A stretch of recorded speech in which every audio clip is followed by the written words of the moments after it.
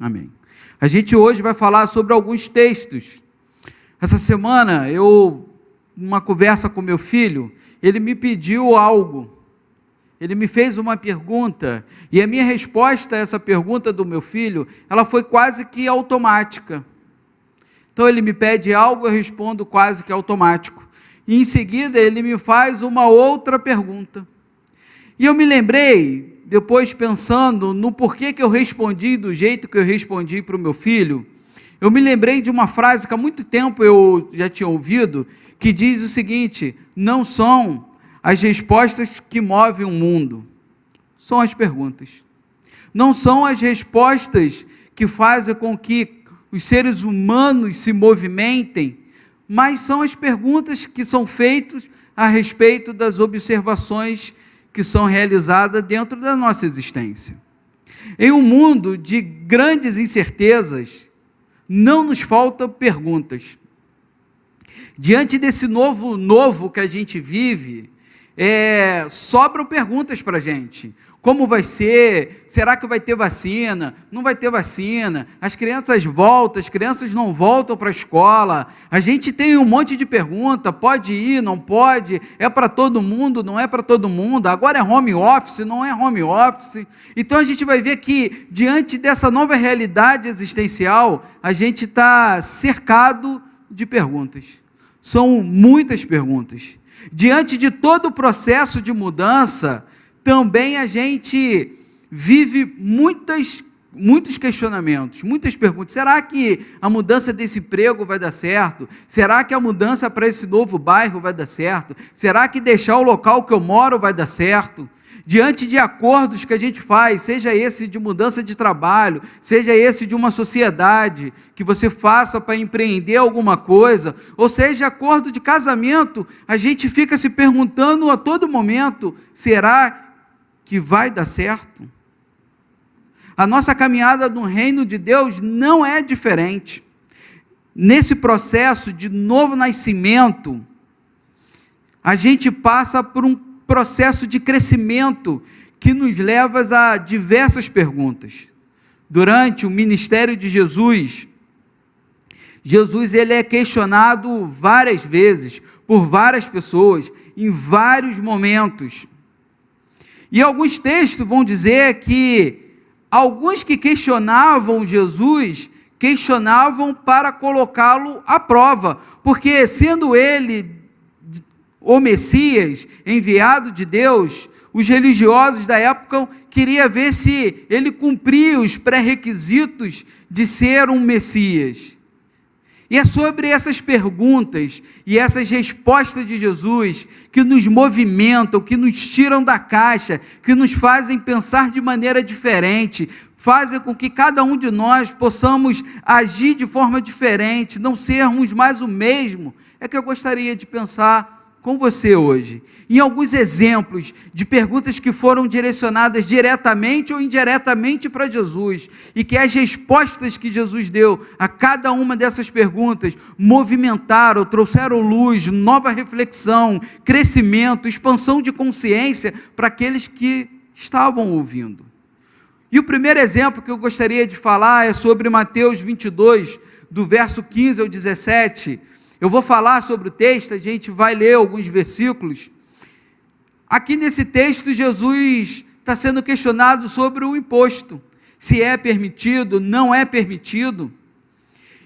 Então, alguns religiosos ou alguns fariseus chegam para Jesus e falam: é lícito pagar tributo a César ou não?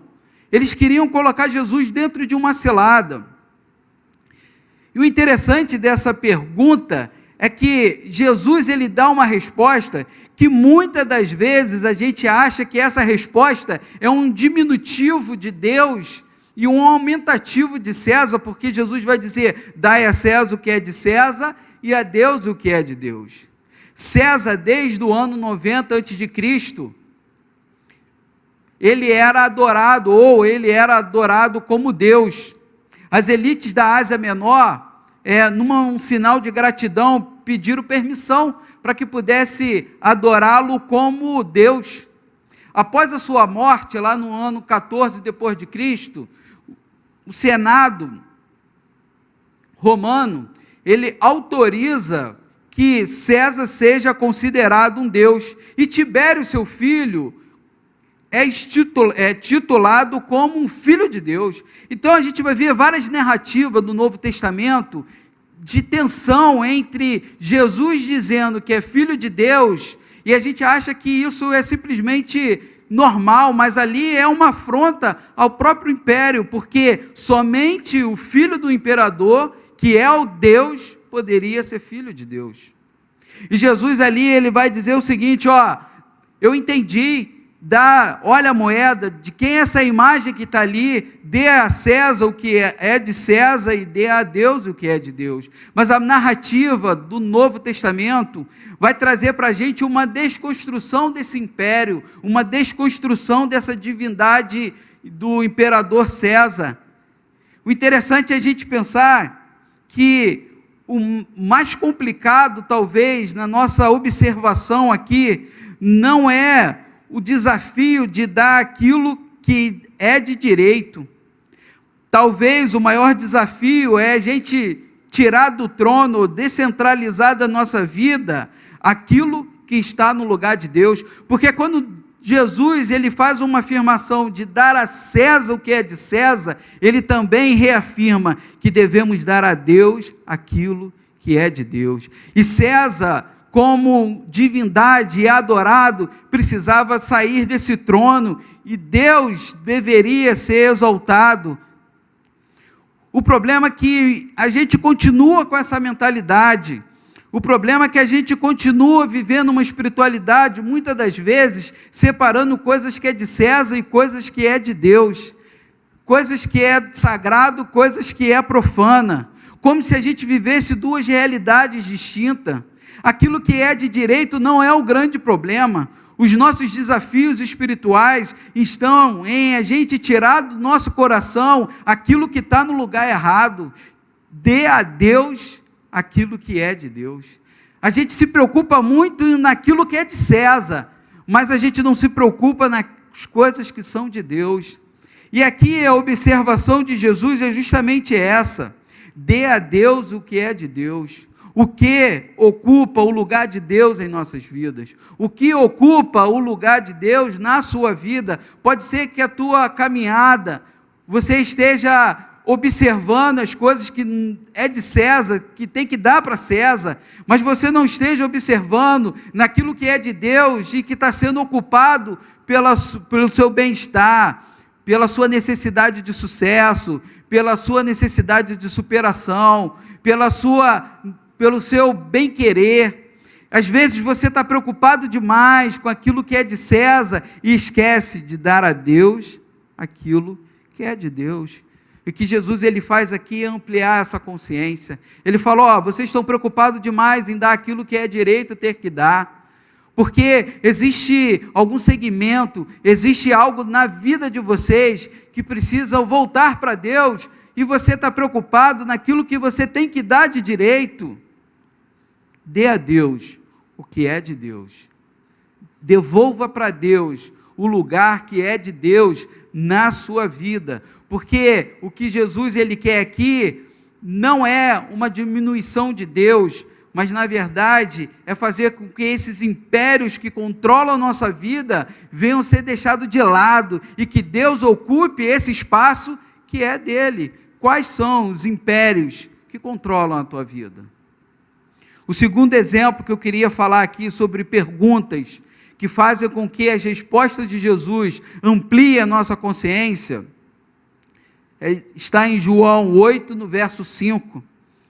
Aqui, os mestres da lei querem pegar Jesus, e ele pega uma mulher em adultério e leva diante de Jesus, e o texto lá em João 5, 8, no verso 5, vai dizer, na lei nos mandou Moisés que tais mulheres sejam apedrejadas. Tu, pois, o que dizes? E Jesus no verso 11 diz, nem eu também te condeno, vai e não peques mais. O cenário aqui é que Jesus ele vai falar assim, aquele que não tem pecado, atire a primeira pedra, e todos que ali estavam julgando, imputando juízo sobre aquela mulher, tinham pecados. Eles dão um passo para trás, mas existia um, naquele cenário, que teria condição de jogar a pedra, porque se de todos ali, Jesus era o único que não tinha pecado. Jesus não impõe juízo, ele perdoa e ele restaura, demonstra um Deus misericordioso, que perdoa pecados. Uma pergunta numa tentativa de jogar Jesus numa cilada, uma resposta de Jesus, que mostra um Deus que perdoa pecado, um Deus que é misericordioso. Pode ser que a nossa experiência espiritual seja um caminho que ainda nos conduza como juízes, aonde nós apontamos pessoas para que elas possam ser apedrejadas, julgamos pessoas demais. E Jesus ele diz, não é isso, vai e não peque mais, seja diferente, haja com perdão, haja com misericórdia. Ou pode ser que na nossa caminhada nós sejamos pessoas que trazem para dentro de nós uma experiência de acumular culpa, ou nós somos juízes de nós mesmos, dizendo que não somos merecedores, que não temos condições, não podemos fazer, jogando sobre nós juízes pesados demais para que a gente possa carregar. E Jesus ele fala, vai e não peques mais. Porque se é algo que é evidente nessa passagem de Jesus, é que se Cristo ele pode nos perdoar, se Deus é um Deus misericordioso, nós precisamos agir assim com o nosso próximo e conosco também. Pode ser que a gente esteja parado demais, paralisado demais na nossa caminhada, porque a gente deixa essas verdades de lado. São realidades e perguntas e respostas de Jesus, que faz com que cada um de nós nos movimentamos. Como está a sua caminhada? Você tem sido juiz do teu próximo? Você tem apontado pessoas, você tem colocado pessoas para que possam ser apedrejadas? Você tem sido juiz de você mesmo, colocando a tua culpa acima de todas as coisas, não aceitando o perdão de Cristo?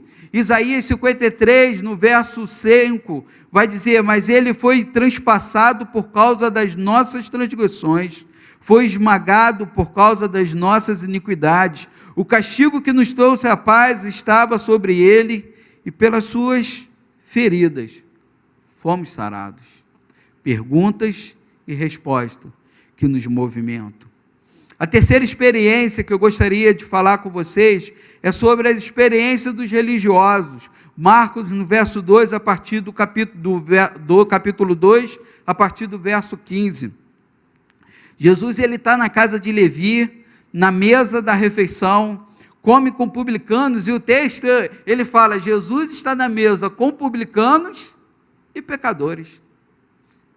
Publicanos e pecadores. Só que Jesus aqui, ele não ouve uma pergunta direta para ele, mas ele ouve uma pergunta dos religiosos que fazem para os seus discípulos, porque eles estão indignados de que como Jesus pode estar na mesa com publicanos e pecadores. E Jesus ele responde, não são os que têm saúde que precisam de médico, e sim os doentes. Eu não vim para chamar justo, mas para pecadores. O reino de Deus deve ser acolhido por aqueles e por aquelas que entendem que são doentes e pecadores e necessitam da graça de Deus. Esse caminho de acolhimento e de anúncio do reino de Deus, a gente vai ver a partir do capítulo 1 do livro de Marcos, que Jesus anuncia um reino de Deus que está próximo, e aquele que acolhe deve se arrepender, porque a gente precisa entender que nessa dinâmica de acolhimento do reino de Deus, nós não somos merecedores, somos pecadores, e aqui está estabelecido a graça de Deus. E é aqui que Jesus, para aqueles religiosos, diante de uma resposta, ele amplia a maneira com que eles olham ou para que eles interpretam a lei. E diz, não são para os sãos, são para os pecadores. Como que você tem vivido a tua espiritualidade? Você tem entendido o teu papel diante de Deus? Você tem entendido o que Deus fez por você? O que a graça de Jesus, o que a graça de Deus traz para você? Quarto exemplo, João 14, no verso 5. E aqui é interessante que a gente já está no finalzinho do livro de João. E aqui a conversa já não é com os religiosos, já não é com a multidão, aqui a conversa é com o discípulo, é com quem anda com Jesus. Jesus começa um papo de maturidade com os seus discípulos aqui. Ele falou, eu vou para o Pai, eu vou preparar lugar, mas o Espírito Santo vai vir, o Consolador, vai estar com vocês. Aí no capítulo 14, no verso 3, diz Jesus, ele vai começar a falar com os seus discípulos e diz assim, se eu não for lhe preparar lugar, voltarei e vos levarei para mim, para que você esteja onde eu estiver. Vocês conhecem o caminho para onde eu vou. Aí Tomé vai e diz assim para Jesus, Senhor, não sabemos para onde vais, como podemos saber o caminho? Aí Jesus, ele dá aquela respirada, porque Filipe vai vir com uma outra pergunta. Jesus, ele responde Tomé, Tomé, eu sou o caminho, a verdade e a vida, ninguém vê ao Pai a não ser por mim. E Filipe, ele está ali, e ele fala, vou participar desse papo, e ele diz assim, Senhor, mostra-nos o Pai, e isso nos basta. E Jesus fala assim, você não conhece, Filipe, mesmo depois de eu ter estado com vocês durante tanto tempo, quem me vê, vê o Pai. Como você pode dizer, mostra-nos o Pai? Esse caminho de discipulado de Jesus vai exigindo da gente crescimento e maturidade. Você não me conhece, diz Jesus para Filipe. Tanto tempo caminhando comigo, tantas coisas que você está vendo, e você ainda não conseguiu ver o Pai. Tanto tempo caminhando comigo e não conseguiu, não saiu da caixa, ainda está esperando um Messias diferente, você ainda não conseguiu compreender. Os nossos dilemas infantis da nossa caminhada não nos permite crescer. Não sabemos para onde vai, não sabemos quem Jesus é, não sabemos o que temos que fazer, porque a gente caminha com Jesus tempo suficiente para que a gente cresça, para que a gente tenha maturidade, para que a gente consiga olhar para a nossa vida e entender que isso não posso, isso eu posso, isso é de Deus, isso não é de Deus, isso agrada a Deus, isso não agrada a Deus, mas a gente continua indo diante de Deus a todo momento e perguntando, posso, não posso, faço, não faço, é assim, não é assim, e Jesus, ele olha para a gente, como olhou para Filipe e diz, tanto tempo caminhando comigo, e ainda não tem maturidade, não tem discernimento, não tem compreensão, para que você compreenda as coisas que você tem que fazer, para onde você tem que ir, como você tem que ir, de que jeito, de que maneira. A gente vai criando uma espiritualidade infantil demais, e essa pergunta de Jesus é uma pergunta que é uma resposta de Jesus a Filipe e a Tomé, diante de uma pergunta, e falou, é muito tempo, e pode ser que esse seja o teu desafio, tanto tempo caminhando com Jesus, e você ainda não consegue entender para onde Ele está indo, e para onde Ele quer te levar, e o que Ele quer fazer na sua vida, tanto tempo caminhando com Jesus, e você ainda não conseguiu entender o teu papel como um ser humano, dentro de uma existência terrena, dentro de uma sociedade, você ainda não conseguiu compreender, é tanto tempo caminhando com Jesus, e a gente tem essa dificuldade. O que Jesus, ele quer dizer aqui é justamente isso, fazer com que esses discípulos, caminhando com Ele, vendo os milagres, vendo aquilo que Jesus ele está fazendo, tenha condições de olhar para si, para a sua existência, para os seus movimentos e para as suas ações, e ter discernimento. Por fim, Jesus, ele está num encontro. A gente falou disso no domingo. E esse encontro era com um jovem rico. Ele fica lá em Lucas 18, a partir do verso 18. E perguntou um dos principais: bom mestre, o que hei de fazer para herdar a vida eterna?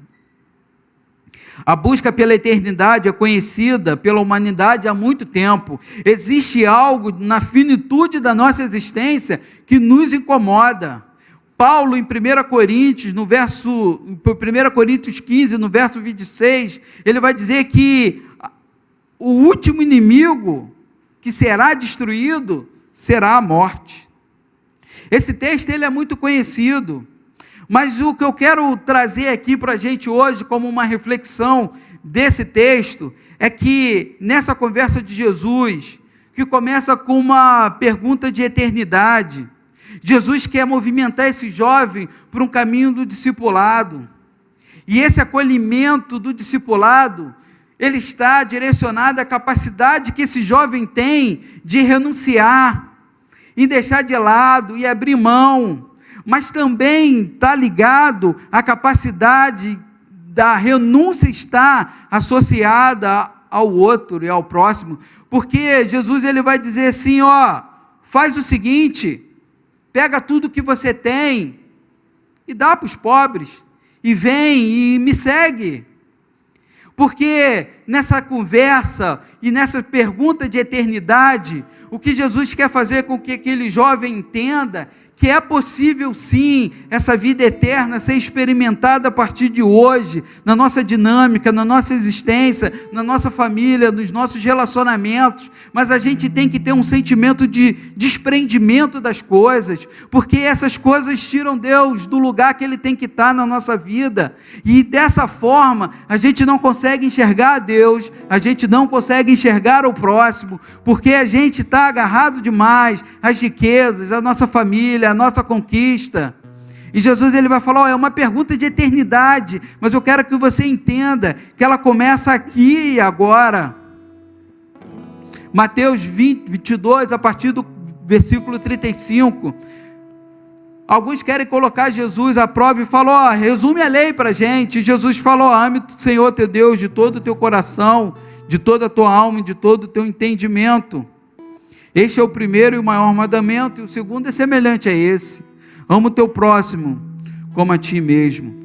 Foi assim um chamado de Abraão, um chamado de sair da sua casa, do meio da sua parentela, da tua zona de conforto, mas foi um chamado também de abençoar todas as famílias da terra. É uma renúncia, mas é também uma convocação de inclusão, é uma renúncia da tua zona de conforto, da tua família, do teu lar ali, mas também é uma inclusão de todas as famílias da terra. Deixa a tua riqueza, deixa aquilo que te prende e dá para os outros, alcance outras pessoas.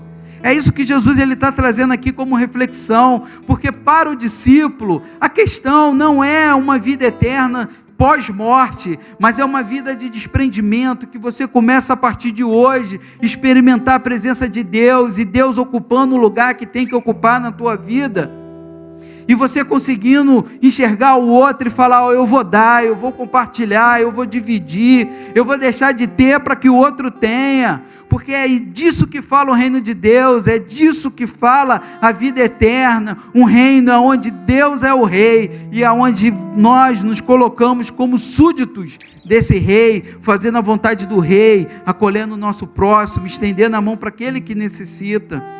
O texto vai dizer que Jesus, com muita tristeza, olha para aquele jovem, porque ele quer algo genuíno, mas o coração dele está ocupado pela riqueza. A gente também é assim. A gente caminha com Cristo, a gente está aqui, a gente quer vida eterna, a gente quer vida com Deus, mas o nosso coração já está ocupado demais, o nosso coração já está cheio demais de coisas que ocupam o lugar de Deus, e quando o nosso coração está cheio, a gente não consegue fazer do outro o nosso próximo, a gente não consegue fazer com que aquele que não tem, possa ter, porque aquilo que a gente tem é nosso, é só nosso, é para a gente, é para os nossos. Vá se desprenda de tudo que você tem e me segue. É isso que Jesus está falando para aquele jovem. E o último exemplo aqui de perguntas e respostas que nos movimentam é a pergunta do perito da lei em Lucas 10, parábola do bom samaritano, muito conhecido. E o texto vai dizer que certa ocasião um perito na lei levantou para pôr Jesus à prova e lhe perguntou: mestre, o que eu preciso fazer para herdar a vida eterna? De novo, vida eterna. O que está escrito na lei? Jesus responde. Como você a lê?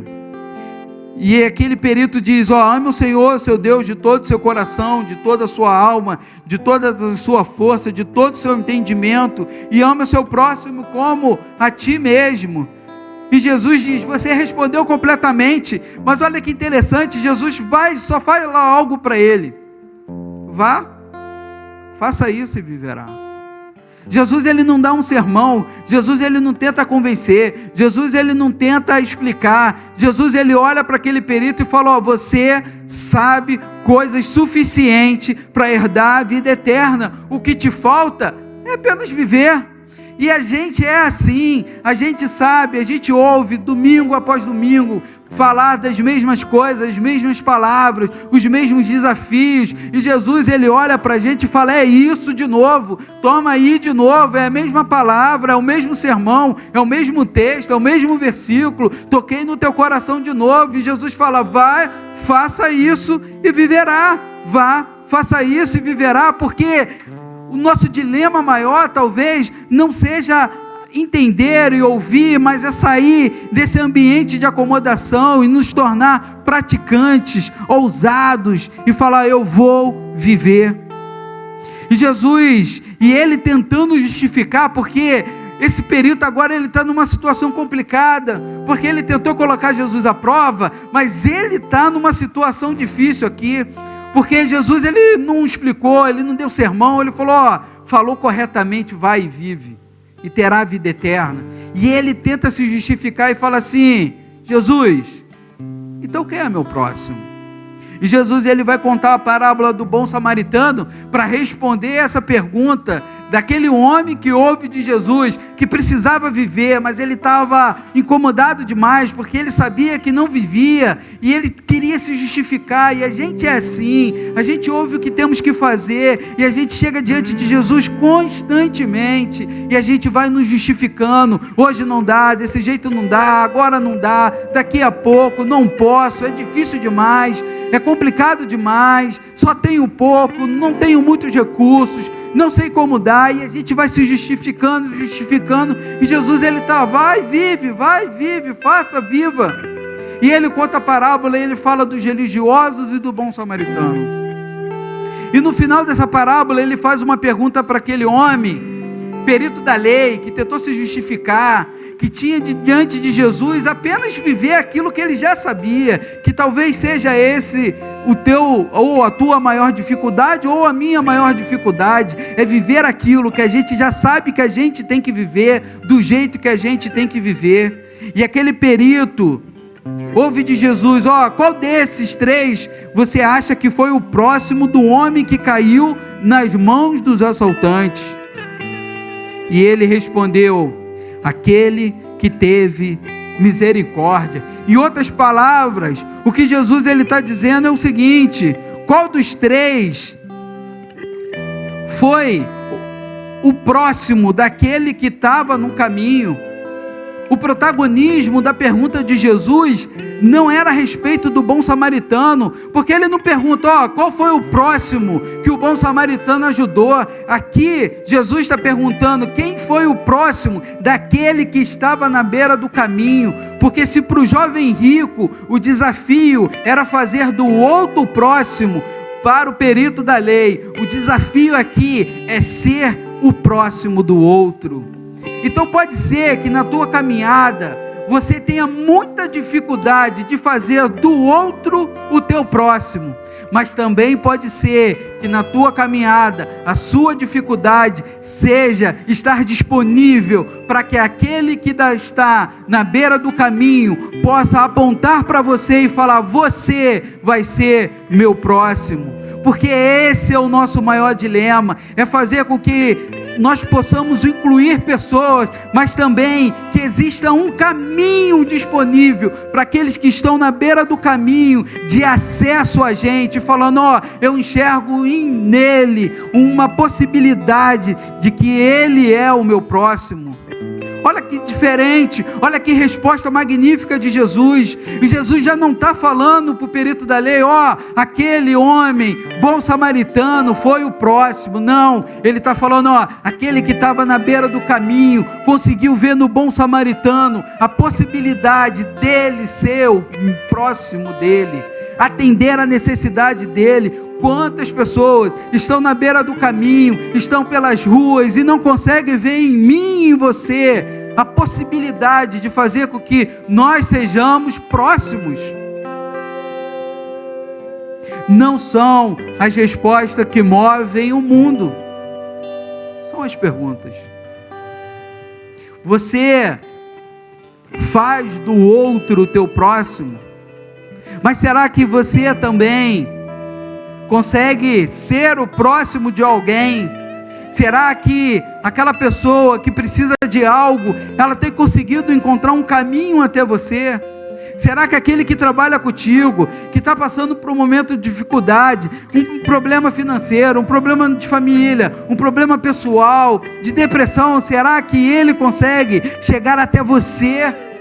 Será que ele consegue enxergar em você a possibilidade de ver um próximo, ser cuidado, ser atendido, ser acolhido? Aqui os dois textos falam de eternidade, e os dois textos nos levam no caminho do nosso próximo. Quais são as perguntas que nós temos feito para Deus? Que resposta nós buscamos de Deus? Pode ser que a nossa paralisia existencial e espiritual não seja por causa das respostas que a vida nos dá, mas pode ser as perguntas que nós temos feito para ela. Será que eu posso mudar? Será que eu posso abrir mão disso? Por que eu não ganho mais? Por que meu casamento não dá certo? Por que minha carreira não dá certo? Será que não são as nossas perguntas que não estão sendo direcionadas de forma correta, para que exista em nós um movimento, para que exista em nós uma capacidade de mudança, de alterar essa realidade? Meu irmão, minha irmã, eu não sei qual é o seu desafio, eu não sei por que momento que você está passando, eu não sei quais são as perguntas que você tem feito para Deus, e também não sei que resposta você tem esperado de Deus. Eu não sei se você olha para a vida e as respostas da vida te incomodam. Você olha para tudo aquilo que você está vivendo e na resposta não consegue ver solução. Jesus, Ele quer que a gente amplie isso. Ele quer que quando a gente fala: será que eu posso mudar? E você vai de encontro com a palavra de Deus, e a resposta de Cristo, a resposta da palavra, te dê condição, maturidade, para que você possa mudar.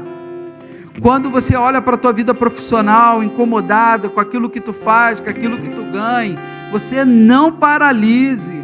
Você fala: eu tenho competência, eu tenho capacidade, eu posso virar isso, eu posso dar um jeito, eu posso correr atrás, eu tenho energia, eu tenho inteligência, eu conheço pessoas, tem gente na minha vida que é disponível, é meu próximo. Quando você olhar para o teu casamento e você falar: não tem jeito, você consiga entender soluções, mudança de atitude, fazer diferente, agir de uma outra forma, recomeçar, reconstruir.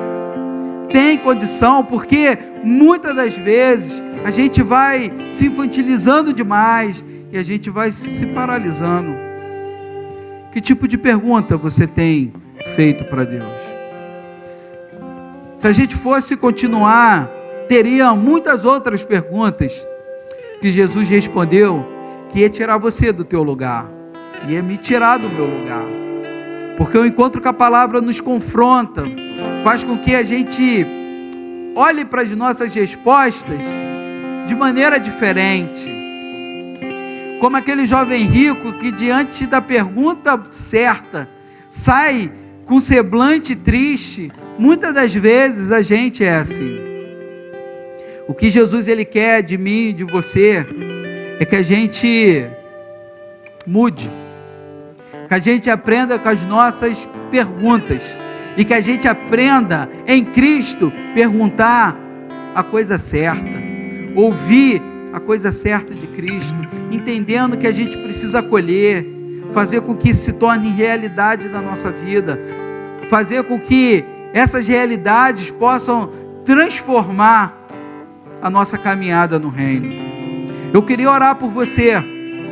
Eu queria orar por você que ouviu essa mensagem e em algum momento entendeu que você tem esperado resposta errada, porque você tem feito a pergunta errada, você tem paralisado demais, você tem se preocupado naquilo que é de César, mas está esquecendo de dar a Deus aquilo que é de Deus. Você está ocupado demais em ser juiz e não consegue perdoar. Você está ocupado demais em se culpar e não consegue se perdoar. Você está ocupado demais com perguntas infantis, porque tem tanto tempo que tu está com Deus e tu não consegue fazer uma pergunta certa. Você continua falando as mesmas coisas e Deus quer que você mude. Eu não sei em que momento você se encontra. Eu quero que você ore pela tua vida. Eu quero que você se desafie a falar: Deus, é mudança. Porque na pergunta ela gera movimento. Deus, tome a tua igreja, tome todos aqueles que ouviram a tua palavra, Pai. Os nossos desafios, eles são grandes, Senhor, porque o caminho de mudança é um caminho desconfortável demais. A gente às vezes se acomoda demais, fazendo perguntas infantis demais para o Senhor. E se talvez a gente pudesse ouvir de Jesus tanto tempo, a gente poderia gerar no nosso coração um constrangimento de mudança, um constrangimento que faça com que a gente dê novos passos.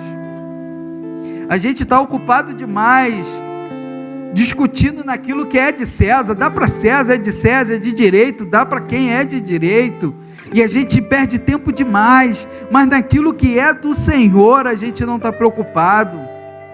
A gente quer saber naquilo que é de César.